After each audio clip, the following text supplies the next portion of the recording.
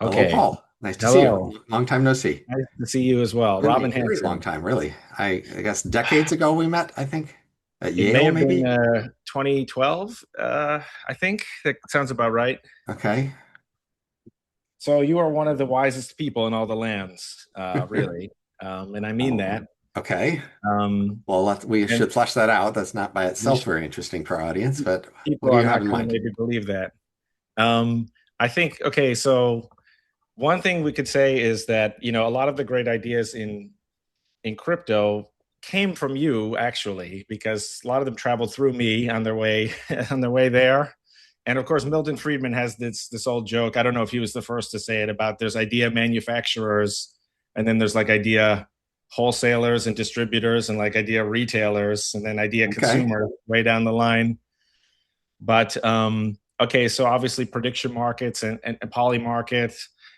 I got that from when I was like 12 years old. I went to your blog, Overcoming Bias, and then you just kind of presented it there as though it was some idea, and I just assumed that all the adults did things that way, which Just sums up a wrote their lot of it. ideas out and presented them to the world. I think I'm a very interesting person, maybe for you to talk to just in any event, because it's kind of like I did find your blog at a young age, and then I had to learn Well, that how well, unusual you are. I think we'll go farther if we pick a thing to talk about. Maybe a thing we even Sure. might disagree a bit about. So, what in particular topics should we discuss here? Like, Okay, well, there is some things that I made some lists. There are some things we disagree about, but okay. mostly, I think everyone should be copying But out either of your disagreeing text. or agreeing isn't by itself that interesting. What's Yeah. interesting is some way we can dive into the details of something and like learn Okay, about it. so I saw you gave a little bit of you had some warm comments about proportional representation, Ah, and I okay. feel very strongly in agreement with Karl Popper and David Deutsch and these other people who just flatly reject this idea that you even want. Why do you even want representation? You could have accountability, and you could have clear lines of blame and clear Well, progress from errors. isn't there clear accountability with proportional representation? Well, I don't think so, because if you have, let's say you have something like Germany, or let's say you have either three parties or five parties, um, you know, the when the people vote, they cast a vote for what is essentially an irrelevant phase, because they have to later form the coalition government, Right, but and the third you're largest helping party. coalitions have partners by choosing who you vote for, right? That is, each party has its priorities, and if you choose a party, you're choosing those priorities as, and then the coalition decides how important is it to get the votes of that party versus the priorities it'll have, and then the coalition is a coalition of parties with priorities, and you're influencing that by choosing which party you vote for.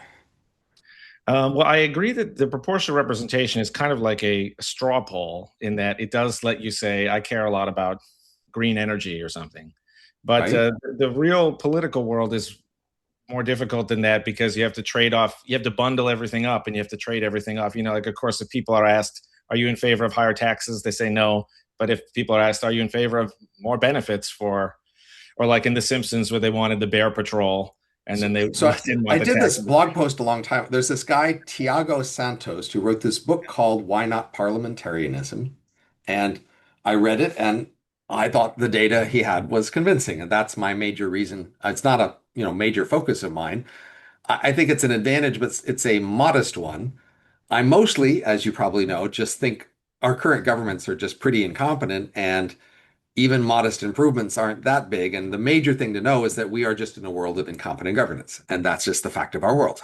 And a huge priority should be to find better governance, because otherwise we're just stuck in this world where even when experts know the better thing to do to fix a problem, it doesn't happen because we have bad governance. So I don't think parliamentarianism is of the magnitude sufficient to fix most of our problems with the government, but this book did convince me that it looks like on average it's a bit better. Well, it's interesting you say that. I mean, of course, one thing that people should always reflect on is that each government around the world is slightly different, which is a little bit very interesting. You know, That there's no just like democracy somewhere. But of course, normally when people think of the United Kingdom, they think of the parliamentary system, and the UK is mostly like the Westminster two-party system. Like, certainly if you graded it on a curve, it's yeah. nothing like proportional representation. I would think so. I would think that being pro parliament is not actually necessarily pro proportional representation. But So this, let's we could either stay on this, or we could go to another thing, which is the idea of futarchy, which is like, is right. futarchy actually? That's I my mean, bid for a much better form of government. So I do think it's much more interesting if a much better form is might be possible to think about that option versus minor variations on existing ones. That is, for example, I like approval voting, which I think is a slightly better way to do voting, but I don't think it's huge fix. I think it's just a slightly better way to do things. But I agree, futarchy could, in principle, be much better. So if we have ways to evaluate how much better it could be, that's just much more interesting. So what do you think? How much better could it be? well, okay. So first, I just want to just lightly remind the audience. So, like, I got into prediction markets from Robin Hanson, and then I was writing about doing them on Bitcoin in 2012, 2013, and then they kind of escaped and eventually became a bunch of these other projects. And I even have emails from people like, from the people who started a Polymarket and other things, where they're like, "Oh, thank you so much. Your writing really inspired me to like create this, whatever." And I tried to tell some of them, you have to hire Robin Hanson as like a paid advisor or give him. I don't know if That anyone never followed happened, up but on I mean, I that. guess I They're was an lost. advisor for the the Yeah. I Well, I guess know there are quite a few. Augur, Okay. Yeah. Augur, Augur. That was Right. I was an advisor to them, but mostly I not to the others. remember. But still, but I mean, Yeah, still, we look tweeted about it. again. This Okay, will be so just interesting for I'm telling audience if we everyone, no, engage a it's question like here. What nine claims would you billion like to make? dollar company was really created by Rob Rutten out, and we all Right. know that there's a Okay, billion but details that go. what Okay, claims would so you like to make about prediction markets or crypto or well, one futarchy? thing I think is futarchy. You may have gone one extra step too far, where you say let's enshrine this in the Constitution and say. So I think more you have the two party system, and then you say, hey, if you vote blue party, this is what you're likely to get. You vote red party, this is what you're likely to get. And then when the people are standing in line to vote, they can just like look it up on their phone while they're standing. They do no research until election day. They kind of look at the Right. prices. You and I know But will one they? flaw with that. Yeah, you and I know one flaw of that is the performative nature of the vote. And one other flaw is, would they even bother to do that? But nonetheless, I think that is a disagreement. Well, I mean, I think we might agree that we should start out in an advisory mode.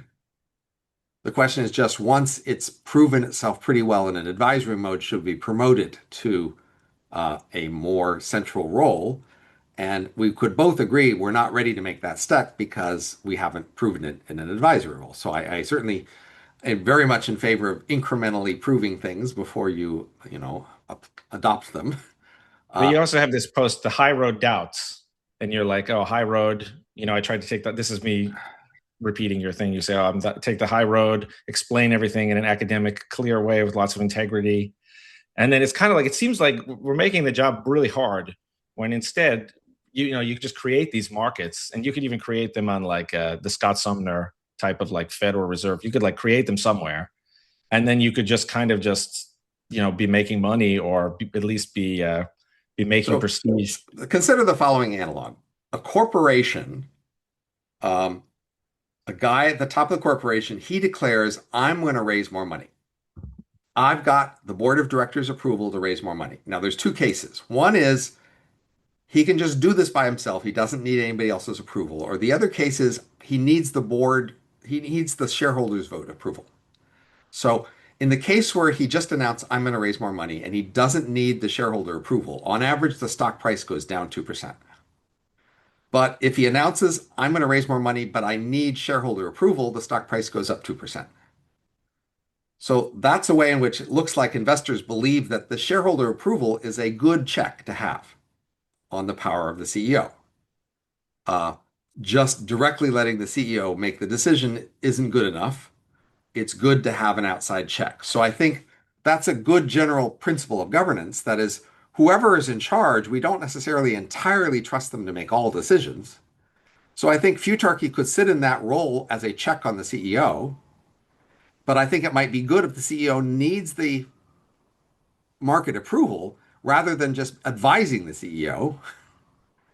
If the market just advises the CEO he can do whatever he wants, we're more in the situation where he can just raise the money without shareholder approval. So But it seems there are roles for checks and balances, right? For parties who you need to get their approval to make things happen, and they aren't just advisors. It seems a little like circular though, because we are trapped in a world where the voter has this, there's like a collective action problem with they don't have an incentive to do the research because their Right? vote is diluted, and so we don't really. Why would we want them to start the process that is, they're the broken gear that we have to like kind of tune up at this point.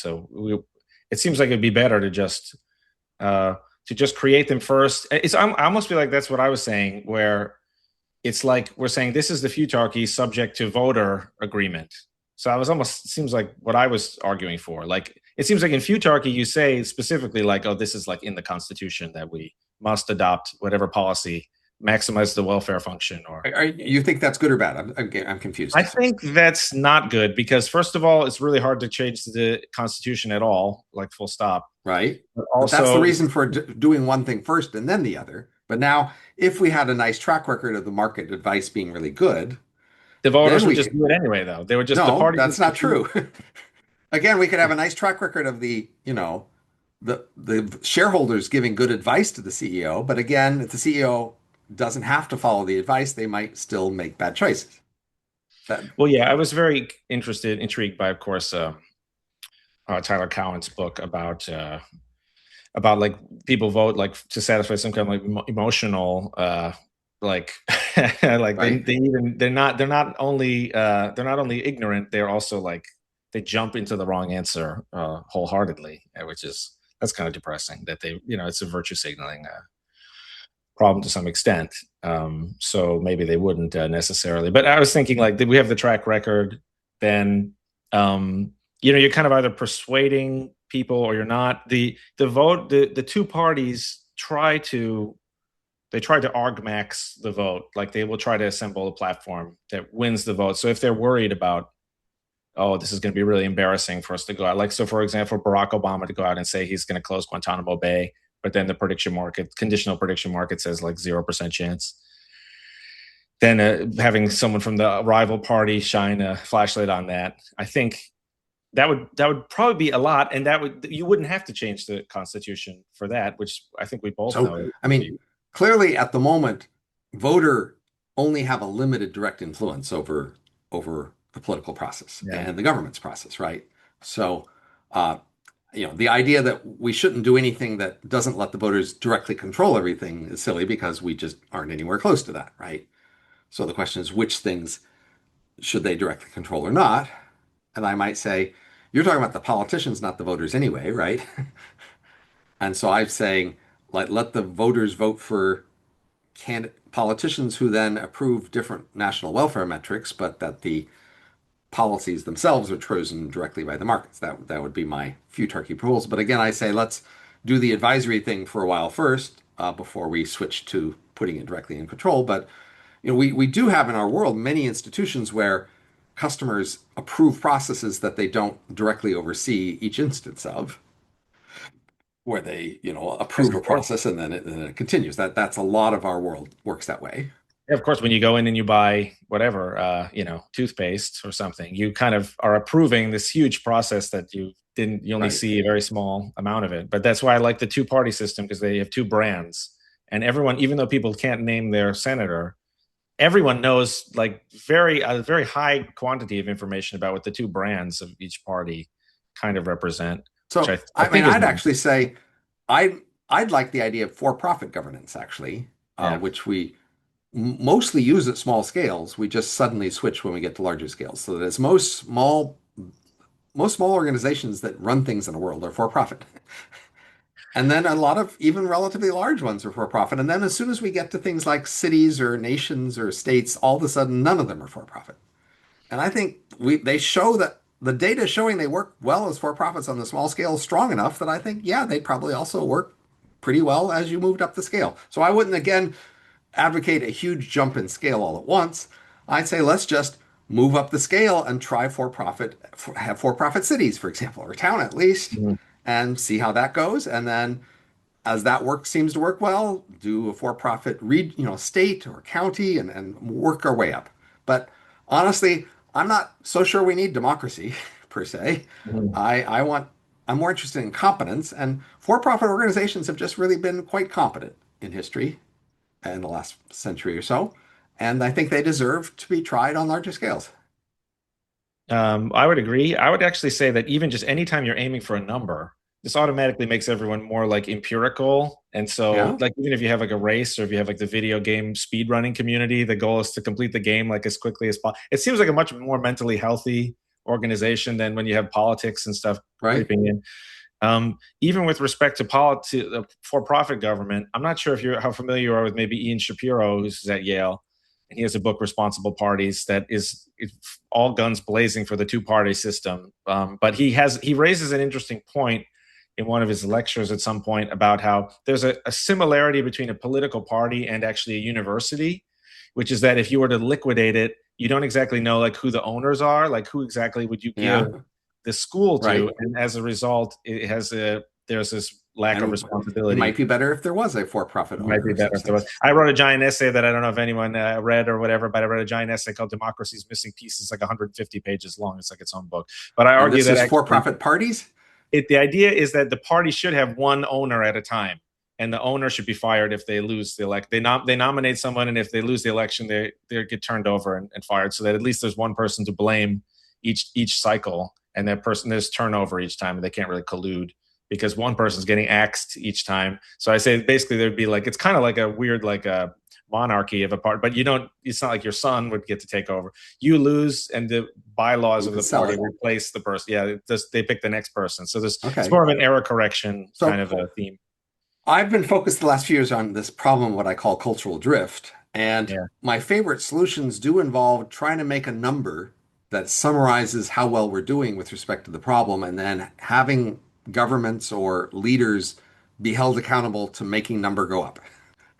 And I do think that's a nice way to focus it. And I think we could do it for other issues for government too. That is, I think if we could just agree on some ex post weighted average of what we cared about, such that we could sort of pay off an asset in proportion to it, then we could have the current market price of this asset would track our expectations of how much of what we want will we get.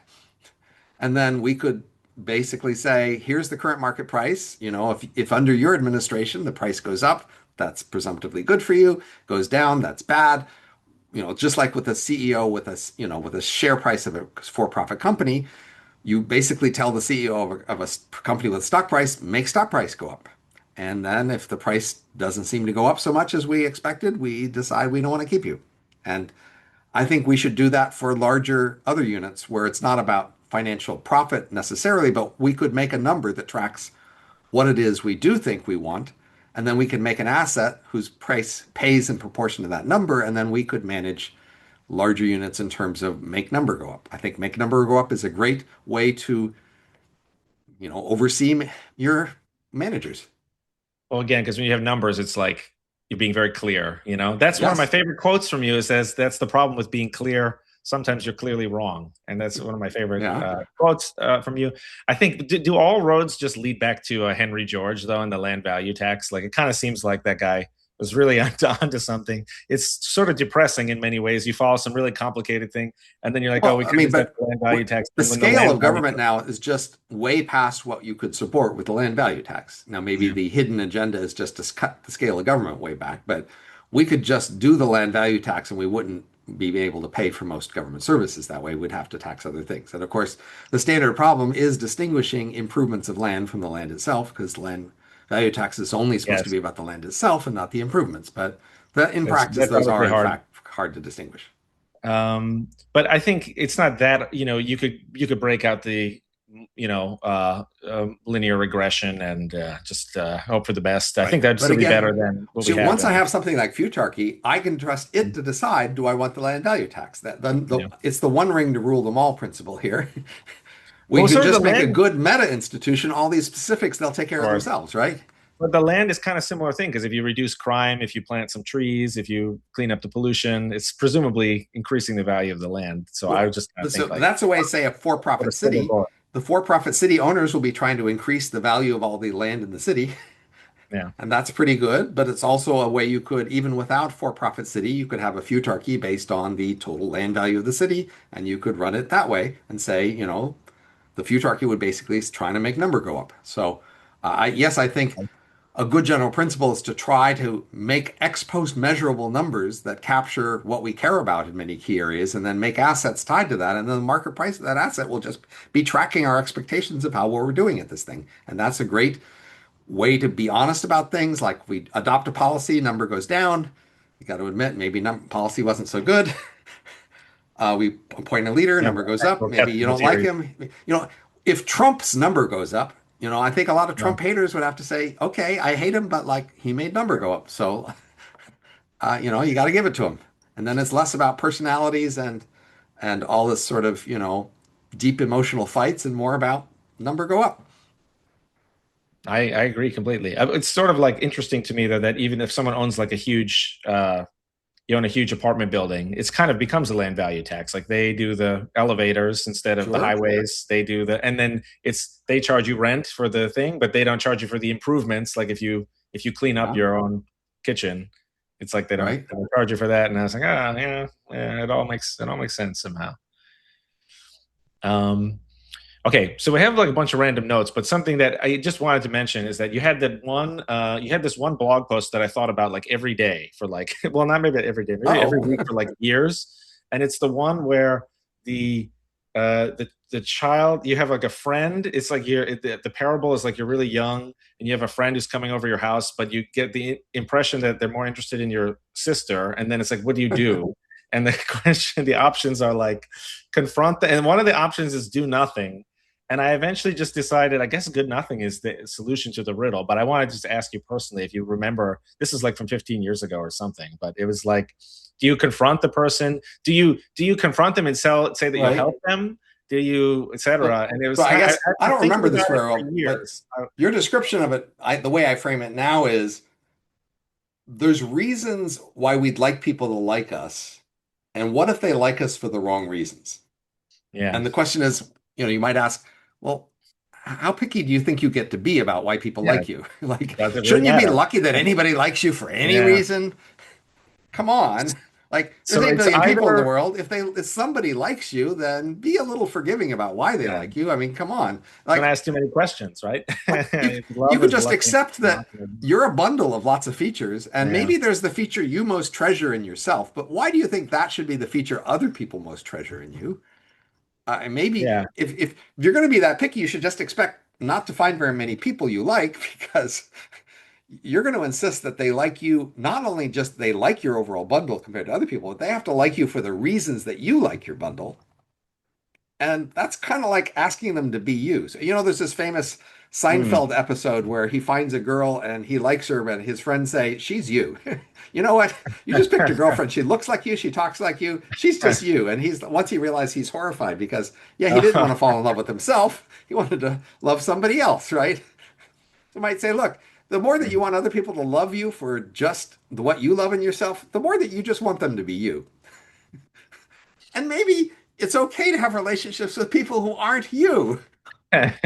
Well, if you transposed it to a different thing, if it's like if you're like you own a convenience store and you sell milk or something, do you really care why they're buying the milk? Like, do you actually care Right. like if they buy it and throw it away, or if they whatever are feeding it to pigs or something? I don't know. I mean, I'm if not you sure like if you should. made a movie and then people liked the movie for something other than what you intended them to Yeah. like the movie for, I still think you could say, look, most people don't like most movies. So if they like your movie, you're Yeah. in the winner here.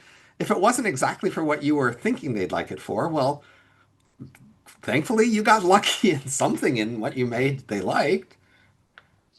Something about the riddle, I really thought that there was a right answer, and I was really something about it. I just felt compelled to chase the right answer. It really didn't seem like any of the answers were any good, so I just kind of went in a circle, and it was like, really, like Yeah. do nothing. That seems like dishonest So I almost. think this is a sign of like when we have these core values and then something makes us realize that we could doubt these values and then we get stuck because how could we doubt our core values? Because it was Well, like, you why can, wouldn't you I can, yes. share with my hypothetical friend? Why wouldn't I share everything that I know freely with them? And so it seemed Well, like doing nothing was like lying, this friend likes you sort in of. part because you're a sister. Is that such a terrible Yeah, thing to like you for? What if they liked you because you were tall? Like, is that yeah. good? Or because you were rich? Or I, because it, you, it's you, hard. It's you know, much you, harder to you figure had out a than you think. convenient apartment? I mean, but I do Yeah. think people have this thing about what they should. to like each other for. So, for example, people like really attractive don't want to be liked for being attractive. You know, there's those old saying, tell a Mhm. pretty girl she's smart and tell a smart girl she's pretty, because, you know, the Yeah, pretty one comparative really advantage. wants They're to be lacking thought in of that. as smart and vice versa, right? But this is kind of pandering to pretty immature sort of stances, right? If you have Right. something the world likes, just be thankful that you have something. Well, it does depend on the person also, because of course some people are really interested in the Robin Hanson experience, and of course, as you can imagine, other people react with hatred and revulsion when you even suggest that they, oh well, you're doing that to look good or whatever, and you know it doesn't always endear you to Right. people. If I copy, I've like copied many of your I mean, shtick and lines sometimes. I think Sometimes no. I have a way in which if I meet somebody, there's the kind of interaction I'm hoping for, and Mhm. then what they like about me might tell me the chances of that interaction happening, right?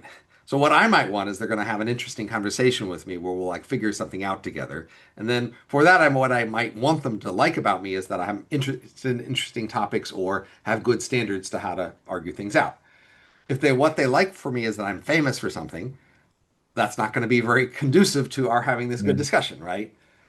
So Right. I think it's okay if you have, but that's because I have this selfish thing I want out of people, right? But I just more generally, I should just appreciate if you liked anything about me. I'm happy for that, and I'm not going to complain about you because you're not going to produce this perfect interaction that I'm looking for. That's like a selfish thing I want. I have no right to look down on you or be resentful to you for like not producing my perfect interaction that that I'm looking for. That's up to me. If I'm going to be picky about what kind of interactions I can have, then I should have to accept that they're rare and they won't happen that often, and it's up to me to find him. Well, thanks for shining more light. I'm sure I'm going to continue to think about that a lot because I really do think like there's something about it that is like really unresolved and like very deep actually, and like there's something weird about that Well, post we as have opposed this to idea that we want to be loved for who we are. And the idea of who we are is just not what we very well are. It's a lot of things. specified. We Yeah, are a bundle of lots of different things. And so I think it's actually very incoherent to want to be loved for who you are. and then it's like There's not a thing. who you are as a baby is very different from who you are as like Or who you will become you in know, 20 years. And or tomorrow even maybe necessarily. I think this idea of the true identity or the authentic identity is just a modern myth. I think authenticity is actually just a pretty incoherent concept. Um, Mhm. what often we think is whatever mode we're in that people like us mode, we decide that's our authentic mode.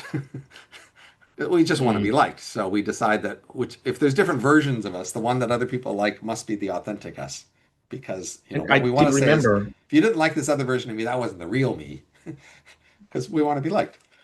you had a post at one point that said the authenticity is actually another virtue signaling because it's actually not everyone can afford to be authentic or even focus on that. And there was like trends in the past for like people like this, people like that. Now today, people like authenticity. It's just the latest fashion in an ever.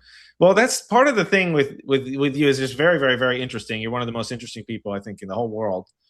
But what sometimes it can be a little like it's kind of like, hey, are we all just sick? Like when you talk to children, they just repeat what they heard and with tiny variation, experimental variation, and then are we really that different, as adults? And do we have any free will? Is this all just like, is this all just on autopilot? Is this all just an act? Is this all just a cosmic joke? So, Sometimes with you, it's a little like kind of grim, well, I think, just a tiny I little don't, bit. but I don't see it as so grim Yeah. because I've gotten to accept it. So initially, when you think of yourself as this high-minded thing and other people around you as also these high-minded things, and then you think, sure, out there in the world somewhere there are these low creatures, criminals or whoever, but thankfully I and my friends aren't that. And then you come to realize, oh, well, no, I'm not really as the angel that I thought I was, and neither are my friends. I mean, that could be a downer at that moment, but once you realize, okay, the real humans who are around you, they're actually pretty damn interesting creatures, pretty damn great to be like likable and fulfilling to be around and interact with. Even if they aren't the angels that they like to think of themselves or they wish they were, actual humans I like. And so that's where I am. I'm okay with seeing that people aren't the pretenses they put on are not true, but the real them I like. I like real people. And if Me they can too. like me, and then, the world's good again, right? Yeah, I suppose, but it makes it a lot harder to figure out like what is really going on, especially because you have your great book, The Elephant in the Brain. It's like, is my brain just lying to me constantly about literally Yes. everything? Yes. And but it's like, It oh, sounds like that's you're just not, it sounds like you know what's going on. You're just not ready to accept it. But well, I don't it's think the theory you describe in Elephant in the Brain is that complicated a theory. I think it's just not something you like to accept. But once you just accept it, it's not that complicated. something become a little circular though. If as soon as I accept it, maybe it's not true anymore, and I've now It'll beaten still be the true, system. even after you accept it. And Don't then have if no if fear. I really want to beat the system, shouldn't I focus No, eternally you're not on going to beat the system. how I can Don't even never think how I can never you're beat not going it? to beat And the system. Don't yeah, give it up. It's not going to happen. Just well, but accept this is what you are, that people around you are, that you still like them. This is who you are. It's not that complicated, and then you're in a nice world. well, there is a graduations of beating the system. Like if you say, okay, I'm going to commit everything, there's going to be prediction markets, and there's going to be different people weighing in. I'm going to build in like extra error correction I, on this I would because say you have a limited budget of honesty. You have to decide where to allocate it. So pick the area of your life where it's most important that you see things clearly. Apply your honesty budget there, see things more clearly there, use that to help yourself in the world, and accept that in most of the rest of the areas, you're just the usual self deceived person. That's how it is. So now you have to be a specialist. You're not going to see everything clearly because you do it out of your strength of will. The way you're going to see the world more clearly is you're going to work with other people. They're going to see different, each going to be going to specialize in different topics, and you're going to specialize in what you try to see clearly. You will tell people what you find there. They will tell you what they found in other areas, and then together we can see things more clearly by each of us losing a limited budget of honesty in our area of specialty.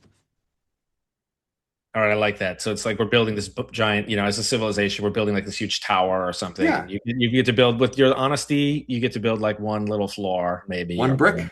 Yeah, You put one your brick. brick in, we all put our bricks in, makes a tower. It's a great tower together, but you couldn't build it yourself. You needed other people to put their bricks in.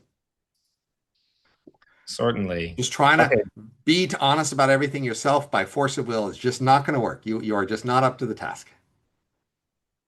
Well, in a way, we're talking about how to, you talking about the brick metaphor is, it's kind of like you can maybe like increase your efficiency like a little bit if you In a focused try. area. Or It, you can increase the meta efficiency by being more interested in epistemology, maybe. I don't know if that how you should reliable that mostly think of yourself as having to specialize. Look, you might get to specialize in 200 areas of your life out of the trillions that there is. are, but it's not just one area you specialize. You might get to specialize in many of areas, but still, collectively they will be a small fraction of all the possible topics. So you're still going to rely on all the rest of us to put it all together. Right. Okay, so related to that is so I don't know if other people asked, but I was the one who asked for the Robin Hanson versus David Deutsch like thing, and it was spectacular, and it was hard to even wrap my head around. But I was the one of the questions was that he has this very very very relentlessly optimistic like. Um, so when I think of you, I think of the Dreamtime post, which is a very very very very weird, very interesting, very like well thought out, but ultimately it's just a very bizarre post where you argue that the only like we're in this strange time in between two like kind of infinities almost maybe where there was like we were poor but adapted to that poverty. Now we're kind of rich, but in the future there will be like raised expectations or raised will have expanded and eaten up all of the low hanging fruit and will be re-optimized, and that our time today is like uniquely creative and bizarre, and there's a lot of art and there's a lot of just like, and the whole thing's like a big dream. And I really felt as though David Deutsch kind of argued the opposite, that the dream would last forever and the dream would actually reach Yeah. higher and higher heights. But you disagreed about this, which I think is pretty important because it's like about, it's about like whether or not the future will be overwhelmingly abundant or impoverished. Maybe I don't know if that's the right way to phrase it, but it seemed like a very big topic overall. And you Right. guys kind of covered it, but it's such a crazy thing to unravel that it's. I don't know if you So, wanted to add more um, to it, maybe. a lot has changed in the last few centuries, clearly on Earth, right? Humanity has gone through a lot of big changes. And a key question is how many of these are temporary versus permanent? Some of them are permanent. So, we've invented new kinds of machines like computers, internal combustion engines, banking structures. We've invented a lot of technology that just will just last because it is a powerful, robust tool that you can use for a lot of things. But not everything that's changed is like that. So the question is, which of the changes that we've seen lately are at risk of going away? Which of them are not permanent? And then, unless we do something special, we'll lose them. And you might think there's nothing like that if you thought that our society was basically this robust, powerful new structure that's just built out of all these pieces that are robust, right? You make I don't know, a new brick tower and you make it flat like a pyramid, then could last a really long time if it's made out of solid pyramids, right? So that's the key question about our society. Which parts of our society are fragile things that could easily go away and which things are robust? Um, and so, yes, I guess compared to Deutsch, I see a lot of more fragile things, things that are not guaranteed to last.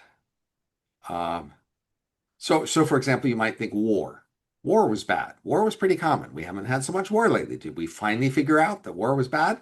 A lot of people think, yeah, see, nobody in the past realized that war was bad, and we just needed a few people to make some moral speeches about how war was bad, and we'd all realize, oh, war is bad, and now we're done with war. Isn't this great? And that just seems to me crazy naive to think that we've just done with war because we just agreed war is bad. No, no. War was an equilibrium. Even in the past, people could see all the costs of war, but they could see they couldn't get out of the equilibrium. So unless we've changed the equilibrium, then war may well come back. We have to ask, why have we had temporarily low war, and is that because of some permanent change or not? If you thought, okay, we have nukes, and now we realize, hey, with nukes we can't have war because this danger is too high. Now you have a technical explanation for why war is gone. That would at least work.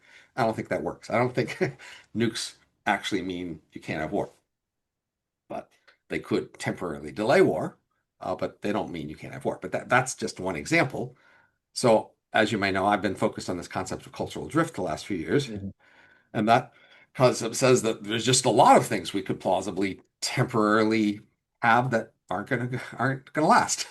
That is, we're in this dream time of structures that won't last. So one way to think about it is natural selection spent a long time building some structures of social structures and norms, status markers, a whole bunch of expectations. And then we turned off natural selection. And now this thing drifts in the space of possibilities away from the adaptive region. And there's going to be hell to pay for that eventually when things get maladaptive enough. Stuff will just stop working and fall apart. And eventually, if stuff falls farther enough apart, then we'll crash and have severe consequences and have to pick up the pieces and then maybe be in a more adaptive situation, a situation that more rewards adaptation. But you could have a little delay there where the dream time, you turn off adaptive pressures, and for a little while, all of a sudden, everything's great. Uh, It seems as though our species enjoys competing, though. So if we're in the dream time, it's like, oh, we just compete over who can have the best art or of who can have course, the best joke but sure, or but the something. thing that can go wrong is to have the wrong things to compete over. So in the past, we even competed for status, but the world had evolved to make the kinds of things we competed for status be things that society needed for other reasons. But then if we just drift in the space of what we count as status, then we could put a lot of effort into competing for a status that isn't really very useful. And then it'll Hmm. be a while till we discover that fact. Yeah, when we do some of that already, with whatever, the Oscars or NFL or something like that. You could say is not, or you maybe some people would take exception to that. I don't know. They would think that's the most important Well, I mean, the thing most to compete obvious thing over. is we've just put huge value on education in our world, and we are Yeah. just putting way too much effort into education. So we are just, suffering from too much education. And that's not only hurting fertility, but it's hurting a lot of things because the first few years of people's life are just really valuable years. And this Mhm. is what we're spending them on. And we are even going into debt to pay for these first few years on education that isn't actually very useful. And that's and more, and we just add more and more to those years, and that's just becoming more and more expensive. Yeah, I think I did it like very well in school, and I didn't think it was just so bad in the stereotypical ways be portrayed in movies and stuff. But yeah, I certainly would. I think like even by the time you get to high school, it's basically a complete waste of everyone's time. And I feel like when I think back about all the memories, like how boring so much of it was. So many people are just so bored, and so many people were just so like beaten Right. down almost by it. This is part of your book about you say that the many ul- ulterior functions of education that include like just like kind of taming people and or just seeing what they'll put up with. But yeah, I do think that's like I've it's a new opinion of mine, but I've just become very skeptical of school, and I think that it's quite a tragic. Everyone thinks that it's such an important thing, and they just think, oh yeah. And then even you go to the good schools. Good schools are also terrible, also a big waste of time, I Right. think. So much of our world gives high status to cultural commenters who basically fight culture wars, and they tend to comment on cultural changes from the point of view of some moral anchor position. And different sides of the culture wars have different moral anchor positions, but they're mostly fighting over, is any particular trend good or bad when evaluated from their moral anchor. And what I want people to understand is that it whether the left or the right wins these culture war fights, it still doesn't matter. Everybody, the whole thing system is going down because you're trusting these moral anchors too much. The process that created these moral anchors that you're using is no longer reliable. It's going bad. And that's why civilization is falling, is because the moral anchors you're using are quite different than the ones your ancestors used a few centuries ago. And you're really proud of that because you see this history of prestigious cultural activists who fought for these changes. And that whole process is just going wrong. Well, You overall, can't the trust culture that. has improved a lot. I'm sure you would agree, right? I would say the world has improved mainly on the things inside culture, not on the things at the level of culture or above. So that's my theory analysis says, you say in biology, when you have species, if you have a few big species, you have great evolution in species, but bad evolution of species. Whereas if you have many small species, you have bad evolution in species, but good evolution of species. Same is true for cultures.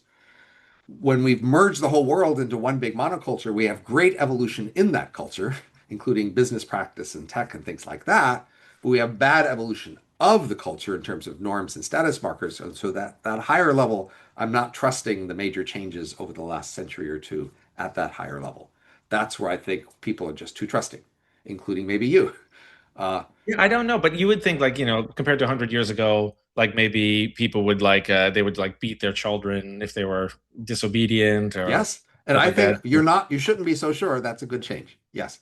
You Well, should not that's be so really sure the major, but this is what you've been taught. Again, it's not just you. Everybody in our society is taught to really trust their moral instincts and to believe the morals they were taught, even though they know they weren't what their ancestors were taught. And they were taught those ancestors, they were all moral fools, and you're morally wise because you have the inheritance of your cultural activists.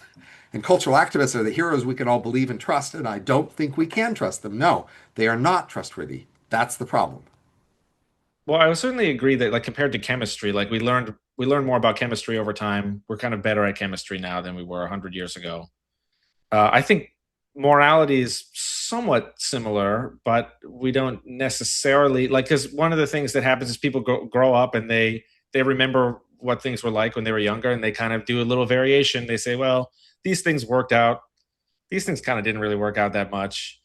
And They're you not know, doing that. They're not even doing what you're describing. They're not looking at the practical implications of morals and adjusting their morals respond to practical. That's just not how it's happening. What's happening is basically high school students and college students are the core drivers of cultural activism youth movements, who are the core drivers of cultural change.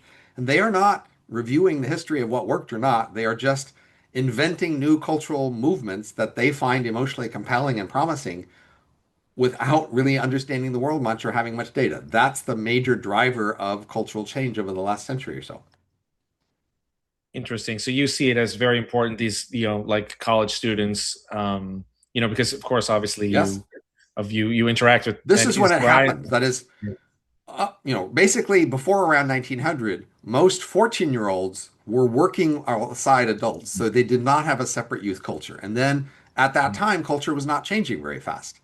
Technology was changing fast, but culture was not changing fast. And then as soon as we put all the high school age kids together in high school and then together in college, a little later, that's when we started to have rapid rise of cultural activism movements that were trying and successfully changed culture. And since then, we've had repeated fast change of culture that started with high school.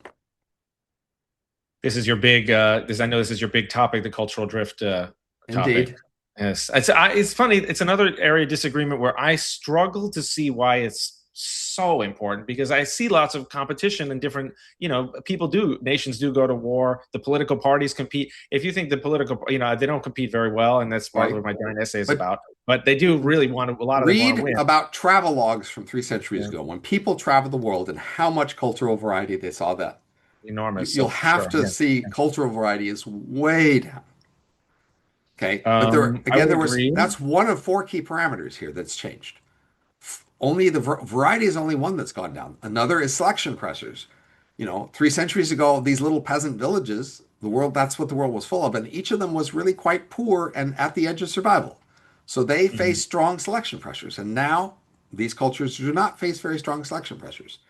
Even differential fertility is probably the main selection pressure they face right now, which is slow, but will eventually have big effects.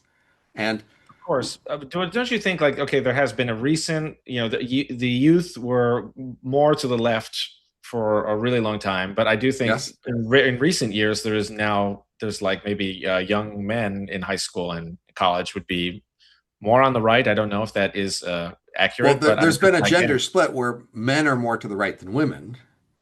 But But doesn't this give you some hope that there is still variation happening? well, again, we had hundreds of thousands of peasant cultures 3 centuries ago. And now, if you tell me there's not one but two cultures, I'm not very reassured. You need a lot more than two to have enough variety to have natural selection work well. Two isn't enough. So left I and right agree is with that. two. I see there's left and right, but there's not that much more. But doesn't this mask, like, the parties themselves?